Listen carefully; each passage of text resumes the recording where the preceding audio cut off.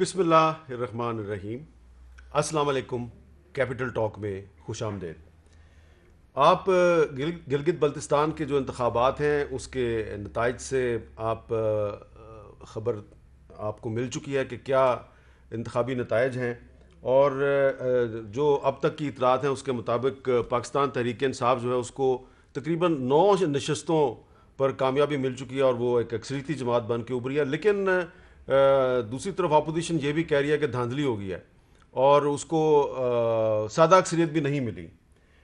सूरत हाल ये है कि आज बिलावल भुट्टो जरदारी साहब ने भी इंतखाबी नताइज को मुस्तरद कर दिया है, मरियम नवाज शरीफ साहबा ने भी इंतखाबी नताइज को मुस्तरद कर दिया है, मौलाना फजलुर रहमान ने भी इंतखाबी नताइज को मुस्तरद कर दिया है। एक दूसरे पर जो पहले इल्ज़ामात लगाती थी मुस्लिम लीग नून और पीपल्स पार्टी, उनमें हमने काफ़ी अर्से से देखा कि वक्फा रहा।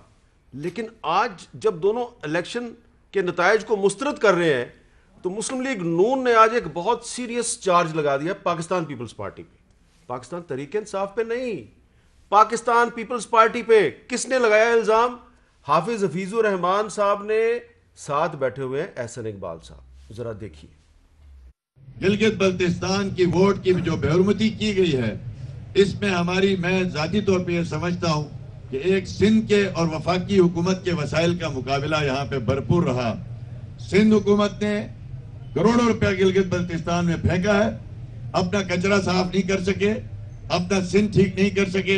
गिलगित बल्तिस्तान में आए थे और यहाँ पे जी हम लैंडस्लाइड विक्ट्री लेके जाएंगे। अब इस वक्त उनकी और हमारी सीटें जो है, चूंकि वो भी पता लग गया कि डील जो है वो हमेशा नुकसान ही देती है। नवाज शरीफ के खिलाफ वादा माफ गवाह बनने का कोई फायदा उनको भी नहीं हुआ। नवाज शरीफ के खिलाफ वादा माफ गवाह बनने का फायदा उनको नहीं हुआ और डील की भी कोशिश की थी और सिंध में अपना कचरा साफ नहीं कर सके और गिलगित बल्तिस्तान में इलेक्शन जीतने आए थे। तो बिलावल भुट्टो जरदारी साहब जो इंतखाबी नताइज को मुस्तरद कर रहे हैं और कह रहे हैं मैं इस्लामाबाद की तरफ मार्च करूंगा, वो पहले हाफिज हफीजुर रहमान साहब के सवाल का जवाब दें। और मेरे साथ मौजूद हैं गुफ्तगू के लिए जनाब शफकत महमूद साहब, वफाकी वज़ीर तालीम। बहुत शुक्रिया शफकत महमूद साहब। मोहसिन शाहनवाज रांझा साहब, मुस्लिम लीग नून के सीनियर रहनुमा। रांझा साहब, आज आप भी बड़े सीरियस लग रहे हैं और आपके भी चेहरे पे काफ़ी जो है संजीदगी है, जो संजीदगी हाफिज हफीजुर रहमान साहब की मैंने चेहरे पे भी देखी है। तो आप अगर मुझे इजाज़त दें शफकत साहब, मैं इधर से शुरू करूँ। आज तो उनका दिन है, मैं संजीदगी ख़त्म कर दी। आपने तो मुस्लिम लीग नून ने ना सिर्फ ये कि हुकूमत पे इल्ज़ाम लगा दिया है बल्कि पीपल्स पार्टी पे इल्ज़ाम लगाया और बड़े दिलचस्प राय में कि तुम कराची का कचरा साफ नहीं कर सक रहे थे और गिलगित बल्तिस्तान आए थे वादा माफ करोड़ों रुपए साथ लेके। देखिए, मैं इस पे बड़ी वाज़ेह बात करूं, जो कराची का कचरा था वो तो अली जैदी वगैरह भी नहीं साफ कर सके और पीडीए उनकी वो जो इसका जवाब ये तो लेके उनकी वो जो है डिजास्टर मैनेजमेंट की क्रेनें लेकर, तो ये तहरीक इंसाफ वाले वहां पर गए थे। कचरा तो इनसे भी नहीं साफ हुआ, वादा माफ कचरा। देखिए, जो हफीजुर रहमान साहब ने बात की है, मुझे नहीं पता उन्होंने किस कॉन्टेक्स्ट में बात क्यों नहीं की पता है। आपको? साथ एहसन इकबाल बैठा हुआ है। लेकिन नहीं, ऐसे एक बात हामिद साहब बता दूं, ये एक बड़ी कोशिश है कि किसी तरह से पीडीएम के इत्तेहाद में कुछ दरार पड़े। कौन कोशिश कर रहा है? हाफिज हफीजुर रहमान, उस पे शक कर रहे हैं आप हाफिज हफीजुर रहमान पे शक कर रहे हैं? मैं कोशिश करके ये बात कहने की कोशिश कर रहा हूं कि ये दरार नहीं पड़नी, ये इत्तेहाद बहाल। राजा साहब, कौन दरार डालने की कोशिश कर रहा है? ये हाफिज साहब इस पे रोशनी बेहतर डाल सकेंगे, लेकिन हम बड़े क्लियर हैं कि पीडीएम बिल्कुल स्टैंड्स यूनाइटेड। अच्छा। और इस तरह के बयानात अगर कोई दे के उसको जोड़ तोड़ कर किसी के ऊपर डालने की कोशिश करेगा तो हम तो समझते हैं कि बयानात की कोई कीमत मेरे पे इल्जाम लगा दिया। वो कह रहे हैं कि आपने जोड़ तोड़ के किया। मेरे पे इल्जाम लगा दिया। सर, आपने सवाल किया है। ठीक है, हाफिज हफीजुर रहमान साहब से पूछ लीजिएगा कि ये बात उन्होंने आप हाफिज साहब से पूछ रहे, लेकिन मैं हाफिज साहब का तो नहीं, मैं मुस्लिम लीग। चला, ये भी अच्छा हुआ कि आज मुस्लिम लीग नून ने मेरे पे इल्जाम लगा दिया है कि मैंने जोड़ तोड़। नाज़रीन, आपके सामने है कि मुस्लिम लीग नून कह रही है कि ये हाफिज हफीजुर रहमान का जो बयान है ये मैंने जोड़ तोड़ के लगा दिया है और मैं मुस्लिम लीग नून और पीपल्स पार्टी को आपस में तोड़ने की कोशिश कर रहा हूं। बयान है हाफिज हफीजुर रहमान का, साथ बैठे एहसन इकबाल, इल्जाम लगा दिया अहमद मीर पे। शफकत महमूद साहब, हुण खुश हो? जो इल्जाम आप लगाते हैं हम पे वो लगा रहे हैं। ये हारे हुए बातें, लेकिन आपको तो सादा अक्सरियत भी नहीं मिली। हाँ, नहीं कोई बात नहीं, लेकिन फेयर एंड फ्री इलेक्शन हुआ है। और लेकिन मैं बड़ी इंटरेस्टिंग बात, एक जो हफीजुर रहमान ने बात की है, ये इनके बायदे में चीफ मिनिस्टर होते थे और वो अपना इलेक्शन भी हार गए। और उन्होंने जो बयान दिया है उसने कहा कि सिंध हुकूमत करोड़ों रुपए लेके आई थी वहाँ पे, और वहाँ पे उन्होंने पैसे डिस्ट्रीब्यूट किए, और उसके बावजूद यानी कि ना सिर्फ कि आपस में जो फूट है वो तो नज़र आ ही रही है, लेकिन ये बड़ा संगीन इल्ज़ाम है। वो शख्स जो कि शोर बचा बचा के उसका गला बैठ रहा है, और उसकी इत्तेहादी पार्टी जो है वो कह रही है कि तुम तो पैसे लेके आए थे सिंध से यहाँ पे डिस्ट्रीब्यूट करने के लिए, और उसके बावजूद तुम हार गए हो। असल बात ये है, ये फेयर इलेक्शन था। इस फेयर इलेक्शन में बहुत बड़ी कामयाबी पीटीआई को हुई। ये बहुत बड़ी कैसे है? आपको सिर्फ 9 सीटें मिली हैं, इसलिए कि सादा अक्सरियत भी नहीं है। पिछली दफ़ा हमने 1 सीट ली थी, हाँ, और इस दफ़ा हमने 9 सीटें ली हैं, तो ये बहुत बड़ी कामयाबी है। उसके बाद जो अपोजिशन में जो इंडिपेंडेंट जीते हैं, और बड़े 7 लोग इंडिपेंडेंट जीते हैं, उनमें 4 तो हमारी पार्टी के थे जिनको हमने टिकट नहीं दिया, और वो अब वापस आ जाएंगे आप? इंशाल्लाह आ जाएंगे वापस, गवर्नमेंट हम फॉर्म करेंगे। लेकिन ये बड़ा ही मैं समझता हूँ कि जब से पाकिस्तान बना है, GB के गिलगित बल्तिस्तान में इतना भरपूर इलेक्शन कभी नहीं हुआ, और एक वाहिद नेशनल पार्टी उभरी है कि जिस पार्टी को गिलगित बल्तिस्तान में भी बरतरी है, पंजाब में बरतरी है, खैबर पख्तूनख्वा में बरतरी है, कराची में और सिंध में साइजेबल अक्सरियत है, और बलूचिस्तान में भी उसकी प्रेजेंस मौजूद है। तो एक नेशनल पार्टी पाकिस्तान के लिए एक बहुत बड़ा अच्छा एक खुशाइंद बात है कि एक नेशनल पार्टी जो है उसमें उभरी है। और एक चीज़ मैं याद करा दूं आपको, इससे पहले कि और बातें हों, कि शायद एक जियो ने एक सर्वे किया था, वो गैलप से करवाया था शायद, या पल्स ने, तो क्लियरली उन्होंने इलेक्शन से 3-4 दिन पहले कह दिया। लेकिन वो जो गैलप का और पल्स का जो सर्वे था उसके मुताबिक आपको ज्यादा सीटें लेनी चाहिए थी। मैं कहता हूँ ठीक है, उतनी नहीं आई जितनी आनी चाहिए। फेयर इलेक्शन है, हम तो तस्लीम करते हैं इस इलेक्शन को। हमारी अगर देखो ना, जब ये थे जो कि इनकी अब 1 सीट आई है, शायद 1 सीट आई है, दो अच्छा चले 2 आई है, और पीपल्स पार्टी की 3 पीपल्स पार्टी की 3, तो इन्होंने पिछली दफा 16 सीटें ली थी। हाँ, और मतलब पीपल्स पार्टी ने 15 ली थी, और पीपल्स पार्टी ने 15 ली थी। तो देखिए ये फेयर इलेक्शन में ठीक है, बड़ा अच्छा इलेक्शन हुआ है, और हम रिजल्ट्स को समझते हैं बड़े अच्छे रिजल्ट हैं, तस्लीम करते हैं, और इनको भी तस्लीम करना चाहिए। और ये नहीं करना चाहिए कि अगर हम जीते तो फिर फेयर, अगर हम हारे तो फिर। अच्छा, आप जरा अब पीपल्स पार्टी का भी पॉइंट, हमारे साथ मौजूद हैं जनाब सईद गनी साहब, सिंध के सूबाई वजीर हैं। सईद गनी साहब अस्सलाम वालेकुम। वालेकुम सलाम मीर साहब। सईद गनी साहब, अब हम तो बात करना चाह रहे हैं, अभी बिलावल साहब ने जो इंतखाबी नताइज को मुस्तरद किया है, लेकिन हाफिज हफीजुर रहमान साहब जो हैं मुस्लिम लीग नून के रहनुमा हैं, गिलगित बल्तिस्तान के सदर भी हैं, साबिक चीफ मिनिस्टर भी हैं, उन्होंने सिंध के सूबाई वज़रा पर भी इल्ज़ाम लगा दिया है और पीपल्स पार्टी की क़यादत पर भी एक इल्ज़ाम लगा दिया है। हाँ, अगर आपने उनका इल्ज़ाम नहीं सुना तो हम आपको सुना देते हैं, अगर आपने सुन लिया है तो जवाब दे दें, वरना मैंने नहीं सुना। अच्छा, जरा सुन ले। और उनके साथ एहसन इकबाल साहब भी बैठे हुए हैं, जरा सुने वो क्या कह रहे हैं। गिलगित बल्तिस्तान की वोट की जो बेहुरमती की गई है, इसमें मैं जाती तौर पर यह समझता हूँ कि एक सिंध के और वफाकी हुकूमत के वसाइल का मुकाबला यहाँ पे भरपूर रहा। सिंध हुकूमत ने करोड़ों रुपया गिलगित बल्तिस्तान में फेंका है, अपना कचरा साफ नहीं कर सके, अपना सिंध ठीक नहीं कर सके। गिलगित बल्तिस्तान में आए थे और यहाँ पे जी हम लैंडस्लाइड विक्ट्री लेके जाएंगे। अब इस वक्त उनकी और हमारी सीटें जो है, चूंकि वो भी पता लग गया कि डील जो है वो हमेशा नुकसान ही देती है।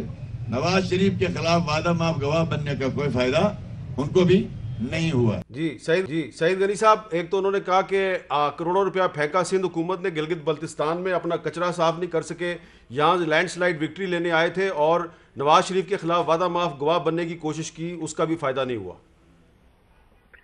देखिए, एक तो खैर उन्होंने साथ में यही कहा कि मेरा जाती ख्याल ये है, उन्होंने जाती भी लफ्ज़ का इस्तेमाल किया। दूसरी बात यह है कि PMLN, Pakistan peoples party, even JUIF वहाँ पर एक दूसरे के सामने इलेक्शन लड़ती रही है, और अगर सियासी जमातें एक दूसरे के सामने इलेक्शन लड़ेंगी तो जाहिर है कि इस किस्म की बातें वो उनका हक है, उन्होंने की है। लेकिन इससे मैं नहीं समझता कि PDM का जो अपना एक इत्तेहाद है उसको कोई फर्क पड़ेगा, और ये तासुर बिल्कुल गलत है कि सिंध हुकूमत का पैसा वहाँ इस्तेमाल हो नहीं सकता इस्तेमाल, ये बिल्कुल गलत बात है। तो ये जो उन्होंने कहा कि करोड़ों रुपया फेंका गया, ये गलत बात है। देखिए सिर्फ इन्होंने कहा है ना, मुझे बताइए कि कहीं आपको नजर आया कि सिंध हुकूमत में कोई करोड़ थे, क्यों कहीं और से शिकायत आई हो? वफाकी हुकूमत की कम सकती है इसलिए कि उनके जेर इख्तियार ये इलाका आता है। उनके वज़रा जाते रहे, तकरीरों में ऐलान करके कहते रहे कि जितने हजार की लीड दोगे उतने 1000 अरब रुपए हम तुम्हारे हल्के को देंगे। ये तो रिकॉर्ड की बातें मेरे आपके कहने की नहीं है।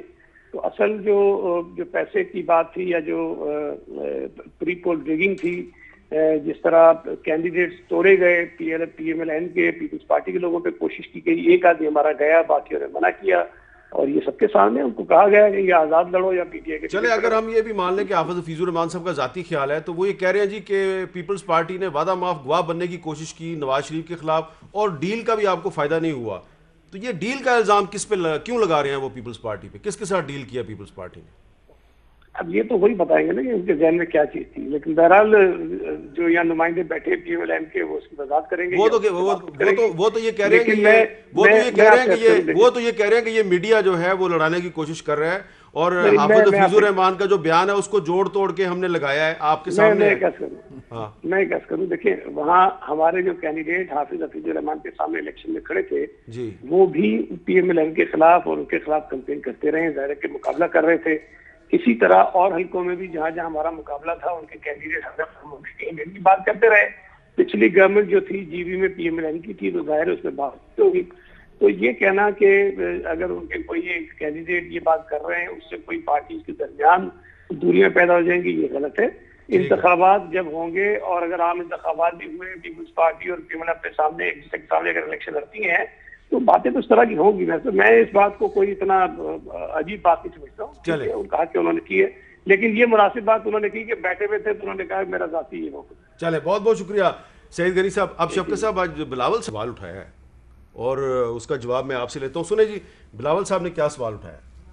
ये कठपुतलियों का पोजीशन ये है कि उनको तो अंदाजा ही नहीं था कि उनका हुकूमत बन सकता, कि वो इलेक्शन जीत सकता। यहां तक कि वो तैयार भी नहीं है, उनके पास वजीर आला का कैंडिडेट भी नहीं है।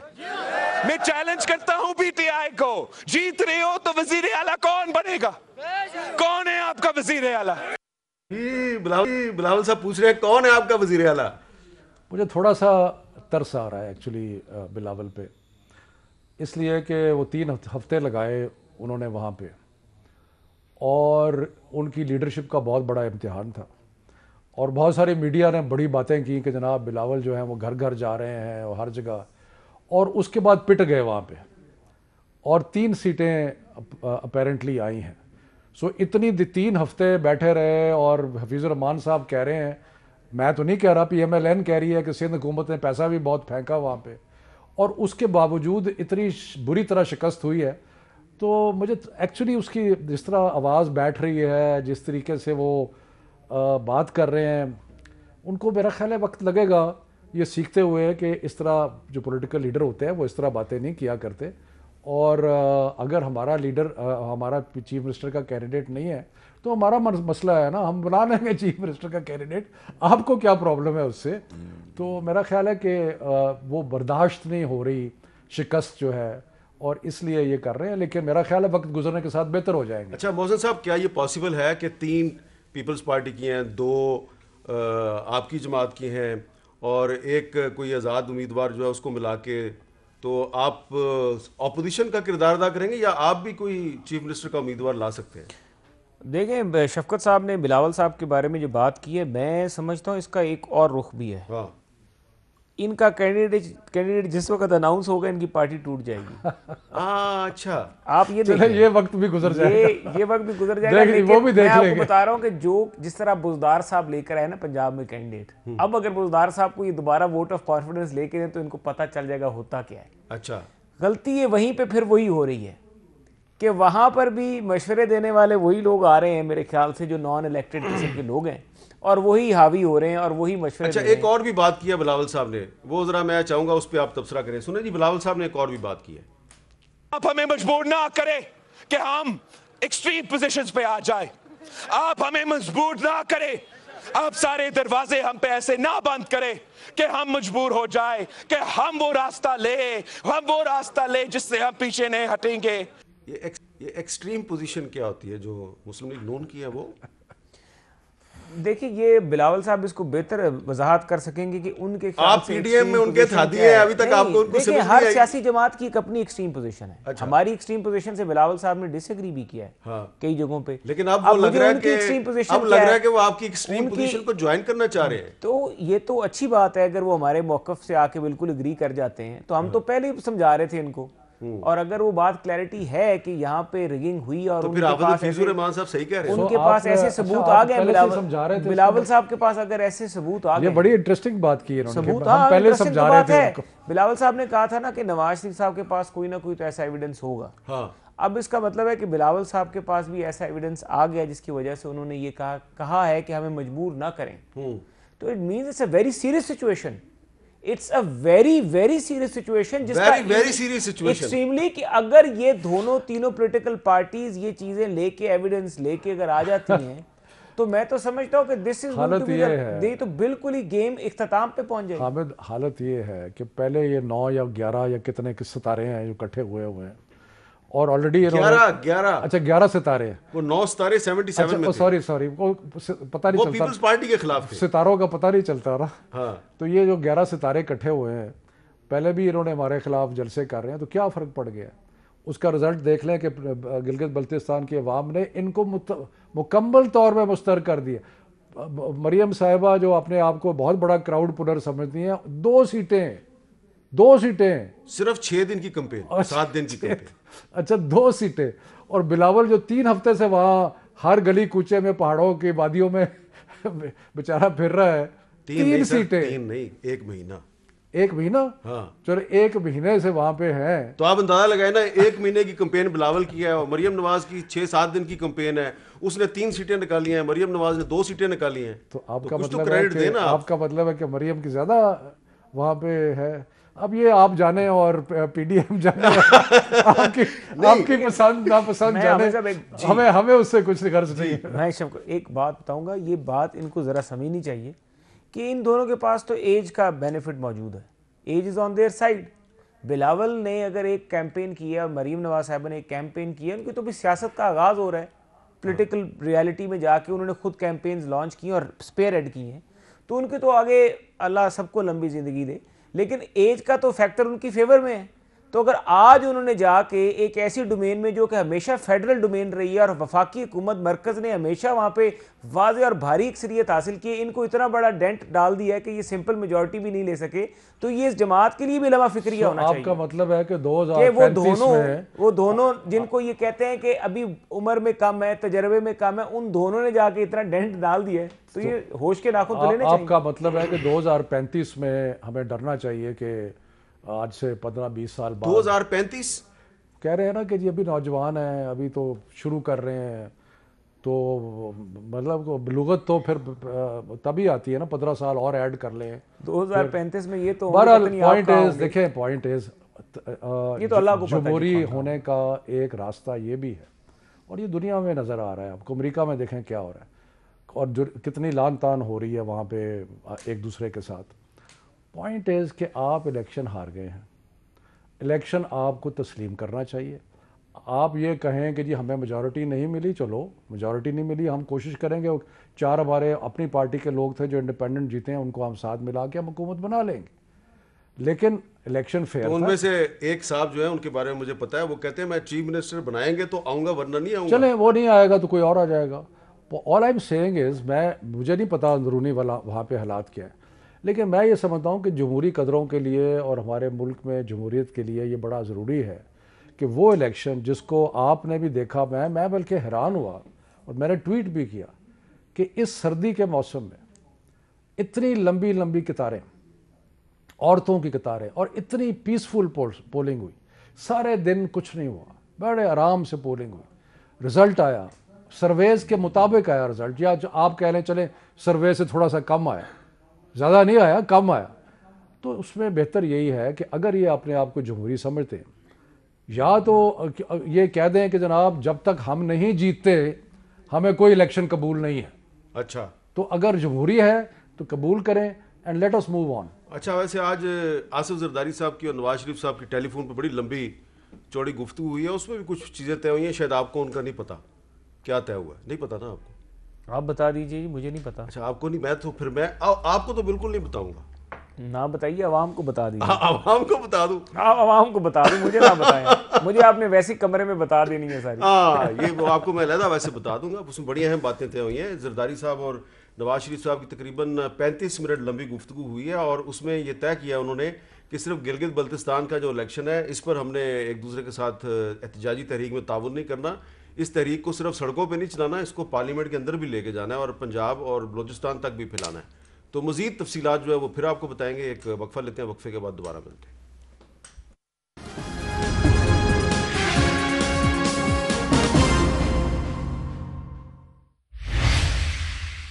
तो अब गिलगित बल्तिस्तान से ज़रा आगे चलते हैं। पाकिस्तान की जो सियासत है, तो पाकिस्तान में जो सियासी जलसे जुलूस हैं उन पर वज़ीर-ए-आज़म इमरान खान साहब ने पाबंदी आयद कर दी है। उनका ख्याल है कि कोरोना वायरस बहुत तेज़ी के साथ फैल रहा है और कुछ और भी उन्होंने आज ऐलानात किए हैं और जब वो ऐलानात करे थे वहाँ पे शफ़क़त महमूद साहब भी मौजूद थे। तो शफ़क़त साहब, अब ये जो वज़ीर-ए-आज़म साहब ने ऐलानात किए हैं, तो आपको लगता है कि अपोजिशन जो है वो इस पर आपके साथ ताउन करेगी?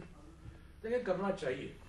करेंगे या नहीं करेंगे मुश्किल लगता है, करेंगे, लेकिन करना चाहिए, इसलिए कि जो दुनिया जहान में नज़र आ रहा है और वो पाकिस्तान में भी नज़र आ रहा है कि अब बीमारी का जो जिस तरीके से बढ़ रही है ना, वो पिछली दफ़ा से ज़्यादा तेज़ है। मसलन एक हफ़्ते में डबलिंग हो रही है, डेथ्स की भी डबलिंग हो रही है, बाकी चीज़ों की। और इसके बारे में तो दो राय है नहीं कि ये जो पब्लिक मीटिंग्स होती हैं जहाँ पे बहुत ज़्यादा लोग इकट्ठे होते हैं, वहाँ पे फैलाव बहुत ज़्यादा होता है। और हमने अपने 3 जलसे जो हैं वो कैंसिल किए, इसलिए कि हम समझते हैं कि ज़िम्मेदारी का सबूत यही है कि हम कोई ऐसा इकदाम ना करें जिससे बीमारी फैले। और मेरा ख्याल है कि इनको भी देखें क्या हासिल, जलसे इन्होंने 2 किए हैं या 3 किए हैं तो क्या हो गया, अगर 3 और कर लेंगे तो क्या हो जाएगा, कुछ भी नहीं होगा। और इलेक्शन में तो हार गए हैं वहाँ पे गिलगित बल्तिस्तान में। तो बेहतर यह है कि अवाम की ज़िंदगी को ख़तरे में ना डालें और ये छोड़ें। और असम्बली में अभी आपने कहा था कि जो फैसला किया कि असम्बली में बहुत ज़्यादा भरपूर करें, जी इस्लामी असम्बली हम बुलाते हैं जितना मर्जी वहाँ पे। नहीं, वो असम्बली में वो तहरीक में एतमाद लाने की तैयारियाँ कर रहे हैं। भाई तहरीक एतमाद ला सकते हैं तो फिर हमारे से पूछ के लाना ही है, उन्होंने लेके आए, फिर किस चीज़ का इंतज़ार है इनको। मकसद ये है कि अगर इनके बस में होता तो ये पहले ले आते। उनको आजकल चौधरी परवेज़ लाई बहुत अच्छे लगते हैं। देखें, मैं चौधरी परवेज़ लाई हमारे हलीफ हैं, हमारे एलाइज़ हैं और इंशाल्लाह उनको अगर कोई किसी किस्म की कोई रंजिश है भी तो वो दूर हो जाएगी। लेकिन इनके पास तो अगर कोई ताकत है तो उसका मुजाहरा करें, बजाय इसके कि ये लोगों की सेहत और ज़िंदगी जो है उसको रिस्क में ना डालें। तो मेरा ख्याल यही है। राजा साहब, वो सियासी जलसे जुलूसों का क्या फ़ायदा है? आजकल कोरोना फैल गया है, केस बड़े बढ़ गए हैं, तो इनको उम्मीद है कि अपोजिशन भी जो है वो इन्होंने अपने जलसे क्या करना है, इन्होंने जलसे अपने मुलतवी कर दिए, आप भी कर देंगे? हासिल क्या ले? देखिए, 2 चीज़ें हैं ना। अगर तो इसमें वाकई हम समझते हैं कि इसमें एकदम राइज आ रहा है और बाकी इसको हम सारे डिस्कस करेंगे पीडीएम के फोरम पे। और बिल्कुल हम पीडीएम में तमाम वो सियासी जमातें हैं जो कोरोना के इशू के ऊपर और गवर्नेंस के इशूज़ के ऊपर सूबों में इक़्तिदार में रही हैं, हुकूमतें चलाती रही हैं। एक तो बल्कि भी सिंध में हैं भी और उन्होंने कोरोना में बड़ा रोल भी प्ले किया है। तो अगर ये स्पाइक इस तरीके की सामने आती है और जो हम नज़र भी आ रही है कि काफ़ी स्वेयर किस्म की और इसमें प्रिकॉशंस जो हैं मैयर्स जो हैं वो लेने पड़ेंगे, तो ये तो देखें, ये जो स्ट्रगल है ये तो कंटिन्यू रहेगी ना। ये तो स्ट्रगल जो है पार्लियामेंट में भी हो सकती है, ये स्ट्रगल जो है हम टॉक शोज में भी कर सकते हैं, हम बात भी कर सकते हैं। और ये 2 महीने कोरोना की इनको छुट्टी मिल जाएगी, 2 महीने बाद फिर वही होगी। आप 2 महीने का वक्फा अगर तो वो जो बड़े बड़े दावे थे कि जनवरी में हुकूमत चली जाएगी। देखिए, खुदा की जो खुदाई मामलात के ऊपर तो किसी की कोई नहीं होती ना। अल्लाह के जो मामले हैं उसके ऊपर किसी का क्या जोर। ये आपकी बात नहीं जी, ऑपोजिशन करते रहे जी, 2-2.5 साल हैं लगे रहे। हम एज अ सियासी जमात, मुस्लिम लीग नून हो या पीडीएम में बैठी कोई भी जमातें, इस मुल्क और कौम से प्यारी तो हमें कोई चीज़ नहीं है ना। अगर कौम है तो सियासत है। बड़ी अच्छी बात है, मैं खैर मकदम करता हूँ इस बात का। वाह वाह, कमाल कर दिया जी। शफ़क़त साहब, मूनस लाई साहब जो हैं MNA भी हैं, तो उन्होंने आज एक ट्वीट किया है, वो जो आपकी एक मीटिंग थी आज वज़राए तालीम वाली, वो जो मीटिंग और आपने सलाह मशवरा किया, तो उनका एक ख्याल है कि पंजाब में सूरत हाल काफ़ी तशवीशनाक है और फैसला जो है वो आज ही होना चाहिए था कोई। नहीं, हमने बड़ी मुशावरत की और लेकिन सिर्फ पंजाब की बात नहीं है, तकरीबन सारे सूबों ने अपने जो अदाद शुमार उनके पास थे स्कूल्स के अंदर इन्फेक्शन के, बाहर नहीं, उन्होंने कहा कि नहीं जी अभी बंद नहीं करना चाहिए। सो हमें इत्तेफाक नहीं हो सका और हम जब से ये कोरोना का मामला हुआ है, वफाकी हुकूमत ने और हमने मिल के जितने भी फैसले किए हैं हमने मिल के किए हैं। तो इसलिए हम ये चाहते थे कि इसमें मज़ीद एविडेंस जो है वो इकट्ठी की जाए और अगले सोमवार को हम दोबारा मीट कर रहे हैं। अच्छा। हाँ, और दोबारा मीट कर रहे हैं सिर्फ इसलिए कि जितने भी अदाद शुमार हमारे पास हैं और उनके पास हैं उनको कंपेयर किया जाए और फिर मुख्तलिफ फार्मूलाज भी आए हैं। मैं क्विकली बता दूं क्योंकि आवाम को इंटरेस्ट होगा। एक फार्मूला तो ये है कि जी आप सर्दियों की छुट्टियां दे दें और उनको ज़रा लंबा कर दें। दूसरा फार्मूला ये है कि आप छुट्टियां दें लेकिन पहले प्राइमरी को दें, फिर उसके बाद सेकेंडरी को दें, फिर यूनिवर्सिटीज़ की तरफ आएँ और मुख्तलिफ पहलू जो है। फिर ये भी डिस्कस हो रहा है कि जी मार्च में जो इम्तिहान होने हैं मैट्रिक के 9वीं 10वीं के, उसको मई में ले जाया जाए। अगर एकेडमिक ईयर अप्रैल में शुरू होता है तो उसको अगस्त में ले दिया, क्योंकि स्पेशल सर्कमस्टांसेस है। सो मुख्तलिफ चीज़ों को अब हम जैसे कहते हैं कि इकट्ठा करके सोच विचार करके हतमी फैसला इंशाल्लाह मंडे को हर सूरत हो जाएगा। ये इसलिए बड़ा सीरियस मामला है कोरोना वायरस के हवाले से। अभी तक बहुत से लोग जो हैं इसको बड़ा लाइटली ले रहे हैं। आप देखें पेशावर के चीफ जस्टिस वकार अहमद सेठ साहब जो हैं वो कोरोना वायरस की वजह से उनका इंतकाल हो गया। हमारे अपने साथी अरशद वहीद चौधरी, बिल्कुल किसी को तवक्को नहीं थी कि वो इतनी जल्दी ये दुनिया छोड़ जाएंगे। तो अरशद वहीद चौधरी साहब जो हैं वो, शफकत साहब जब आप लोगों ने पीछे धरना दिया हुआ था ना यहाँ 2014 में, तो अक्सर वो रिपोर्ट करते थे। तो एक मैं कुछ याद आपके साथ शेयर करना चाह रहा हूँ, जरा चौधरी साहब की एक याद।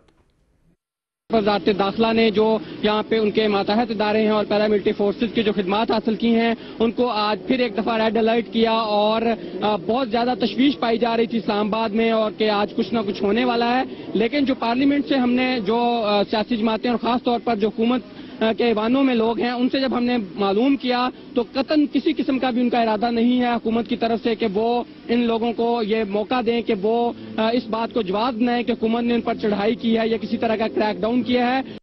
तो ये उस जमाने की यादें हैं और उस तो वैसे की थी मेरे पे तो बाद में ना उस दिन मेरे पे अभी तक कत्ल का और टेररिज्म का उस मुकदमा दिन नहीं हुई, उससे 2-3 दिन बाद। हाँ नहीं, लेकिन बड़ा अच्छा आदमी था जी। हाँ, अल्लाह उसको जन्नत नसीब करे। बहुत आपका शुक्रिया। और राजा साहब, अरशद वहीद चौधरी साहब जियो पार्लियामेंट के नाम से एक प्रोग्राम भी करते थे। आप तो उनको पार्लियामेंट में मिलते भी थे। तो ये अब पार्लियामेंट, आपका क्या ख्याल है, पार्लियामेंट के अंदर जो है वो एहतियाती तदाबीर बढ़ाने की जरूरत नहीं है? देखिए हामिद साहब, अरशद वहीद साहब से दोस्तों वाला ताल्लुक़ था, बड़ा अच्छा एहतराम का ताल्लुक़ था और बड़ा मुझे अफसोस हुआ। मैं उन्हीं का वो टॉक शोज़ याद कर रहा था कि जो कैफेटेरिया में वो रिकॉर्ड किया करते थे और वो जुम्मे के दिन रिकॉर्ड किया करते थे, हफ्ते को चलता था और बड़ा अच्छा उनका प्रोग्राम होता था क्योंकि हमेशा उनका कंटेंट जो होता था वो पार्लियामेंट की जो प्रोसीडिंग्स होती थी उसके ऊपर होता था। और क्योंकि मेरा अपना कानून और आइन का थोड़ा बैकग्राउंड है तो उस पर बड़ी उनसे दिलचस्प डिबेट होती थी और वो एक वायर प्रोग्राम था जिसके बीच में मैं बड़ा इन्वॉल्व भी होता था। अल्लाह उनको उनकी मग़फ़िरत फरमाए, उनके जो लवाहिकीन उनको सब्र जमील अता फरमाए। हम उनके लिए दुआ ही कर सकते हैं। और बस ये बात दुरुस्त है कि जी हमें बिल्कुल प्रिकॉशंस लेने पड़ेंगे और बहुत ज़्यादा प्रिकॉशंस लेने पड़ेंगे क्योंकि इस दफ़ा कोरोना पाकिस्तान में जिस मौसम में आ रहा है वो सर्दियों का मौसम है। लास्ट ईयर जब आया था तो वो हमारे पास फरवरी मार्च में आया था, तो हमने वो जो एक ठंड की वेव थी उससे हम निकल चुके थे, तो काफ़ी हद तक बचत। अच्छा, ये जो बड़ा अहम मामला है कि कोरोना का मौसम सरमा और मौसम गर्मा के साथ क्या आपको ख़ास ताल्लुक है? इस पर शफकत साहब मैं आपसे भी पूछता हूँ वक्फे के बाद।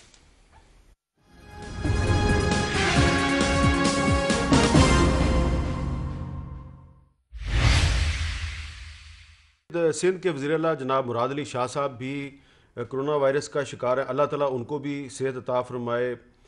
तमाम जो कोरोना वायरस से मुतासरा लोग हैं, अल्लाह ताला सबको सेहत कामला अता फरमाए। लेकिन सवाल ये है शफकत साहब कि ये मौसम सरमा यानी कि नवंबर और दिसंबर के महीने का, मार्च अप्रैल का, मई जून का, इसका क्या ताल्लुक है कोरोना वायरस के साथ? देखिए हामिद, इसके बारे में कोई मुसद्दका बात नहीं है। जब पाकिस्तान में हमारी हुकूमत की बड़ी अच्छी हिकमत अमली की वजह से जब नीचे गया बीमारी का, तो उसी वक्त हिंदुस्तान में भी गर्मी थी उसी वक्त और जगह भी बांग्लादेश में भी गर्मी थी, लेकिन वहाँ पे आपको बेशुमार फैलाव नज़र आया बीमारी का।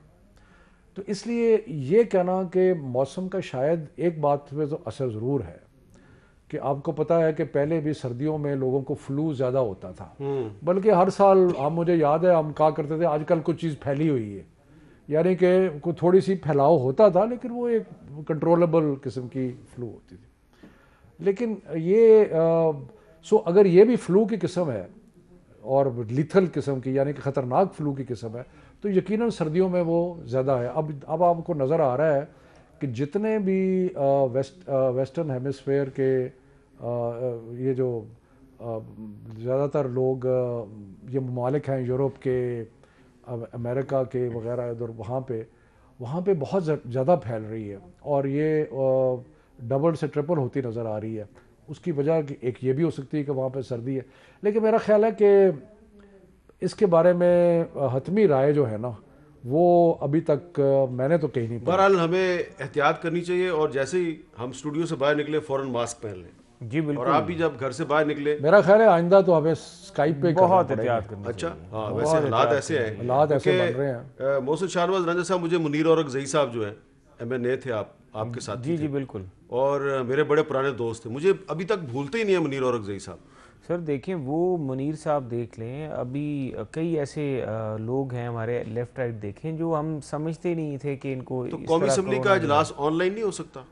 नहीं, देखिए उसमें ऑनलाइन हालात के मुताबिक उसमें कुछ ना कुछ किया जा सकता है, लेकिन हमें रूल्स को अमेंड करना पड़ेगा। मेरा ख्याल है बैठना पड़ेगा और रूल्स को अमेंड करके आपस में मेरा ख्याल है कुछ ऐसा तरीका करना पड़ेगा पार्लियामानी मीटिंग कमेटी थोड़े लोगों का खुले बैठने का। ये भी हो सकता है। ये लास्ट टाइम हुआ था कि पार्टीज को ये तो नहीं कहा था कि आप आए ना, पार्टीज को खुद कहा गया था, उन्होंने इंटरनली मैनेज किया था कि हमारे ये अरकान जो है ये इजलास अटेंड करेंगे 30-30 40-40, जिस तरह बजट का इजलास हमने किया था कि हमने सबको नहीं बुलाया था, लेकिन बजट में हमने मखसूस 30-40 लोग। हमें सबसे बड़ा जो चैलेंज है ना वो ये है कि एक तरफ पाबंदियां लगानी है बीमारी से बचने के लिए, और दूसरी तरफ मैशत का पहिया जो है उसको भी जैम नहीं करना, क्योंकि मैशत का पहिया जिस तरह हिंदुस्तान में जैम हुआ आपने देखा कि उनके हालात क्या हुए।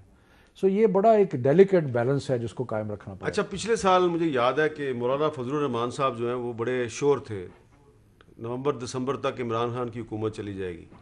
अब इस दफ़ा मरीम नवाज शरीफ साहबा और बिलावल साहब कह रहे हैं कि दिसंबर-जनवरी तक हुकूमत चली जाएगी। पिछली दफ़ा भी कोरोना आ गया, अब फिर जो है उसकी दोबारा लहर आ गई है, तो कहीं आपको प्रॉब्लम तो नहीं हो जाएगी कि इमरान खान फिर बच जाएगा कोरोना की वजह से? यार इनके जाने से इनके देखिए मैं ये हुकूमत को कैसे मैं आज वो जिस तरह ये कभी कभी कहते थे ना कि बॉर्डर पे कशीदगी हो जाती है जब भी यहाँ पे इनके खिलाफ कोई एहतजाज होता है, तो अब हम भी वही कहेंगे कि जब भी इनके खिलाफ कोई मुतहरक मूवमेंट शुरू होती है क्या करें जो ये करते थे, तो यहाँ पे कोरोना आ जाता है। लेकिन let's be very practical about it. हमारी जो कोशिश है, हमारी जुस्तजू जो है वो रुकेगी नहीं, उसको हम कोरोना के हालातों वाक़यात के मुताबिक लेके चल लेंगे तो 2-3 महीने में कोई फ़र्क नहीं पड़ेगा। तो हम यही समझेंगे कि एक किस्म की तारीख ही डल गई है और 2-3 महीने के बाद फिर मार्च आ जाएगा, फिर मार्च में सेनेट का इलेक्शन। देखिए मार्च के सेनेट के इलेक्शन में कोई ज्यादा बेहतरी नहीं होगी। अच्छा, आप रिजाइन करने का सोच रहे वो हैं? जिस तरफ ये जा रही है मामलात को, वो सारी ऑप्शन तो इसका मतलब है फिर अपोजिशन जो है वो असेंबलियों से जो इस्तीफों का ऑप्शन है उसको मुलतवी कर देगी। देखिए अभी ये तो सारा कुछ हमारी मीटिंग्स में होगा, PDM की मीटिंग में होगा। हम इस वक्त अगर कोरोना का कोई मसला आता है तो हमारी सीनियर लीडरशिप बैठ के इस मामले को संजीदगी से देखेगी, और इस मामले के ऊपर ये नहीं करना चाहिए कि जी हम पीछे हट रहे हैं अपने मौक़िफ़ से। अगर ये फैसला हुआ तो ये पीछे हटेंगे इस मुल्क को कौम के लिए। सही बात है, ये भी ठीक है, ये पीछे हटेंगे इस मुल्क को कौम के लिए, कि बीमारी जो है वो ना फैले। अब जलसों में अगर आप प्रिकॉशंस वैसे लोगों को करवाने कितने मुश्किल होते हैं, लेकिन ओपन एयर जलसों में वैसे चांसेस कम होते हैं, बट स्टिल हमारी जो PDM की सीनियर क़यादत है वो ये फैसला करेगी। क्योंकि आपकी बहुत ज़्यादा बात सुनी जाती है तो मैं आपको यही कहूँगा कि यही कहें, एडवाइस करें सबको कि ये नहीं होना चाहिए कि जलसों की वजह से लोगों की जानें जो हैं वो ज़ाया हों। सियासत तो होती रहती है और जलसों से फ़र्क भी कोई नहीं पड़ता, आप क्या कर लेंगे जलसे कर। चले, बहुत बहुत शुक्रिया। पार्लियामेंट में अगर हमें 1 मिनट की हमारी तकरीर भी चल जाती है और वो कौम सुन सकती है तो हमें बड़े तरीके बहुत बहुत शुक्रिया आप दोनों का, बहुत बहुत शुक्रिया। फैसला करना है, हुकूमत ने आज फैसला कर दिया है, अपोजिशन ने फैसला करना है, तो अपोजिशन की जो PDM की क़यादत है वो अपने इजलास में फैसला करेगी। हमारी आपसे बार बार यही गुजारिश है कि घर से बाहर निकले तो मास्क ज़रूर पहने, हम भी जब अभी स्टूडियो से बाहर निकलेंगे तो मास्क पहन लेंगे। इजाज़त दीजिए, अल्लाह हाफ़िज़। वैसे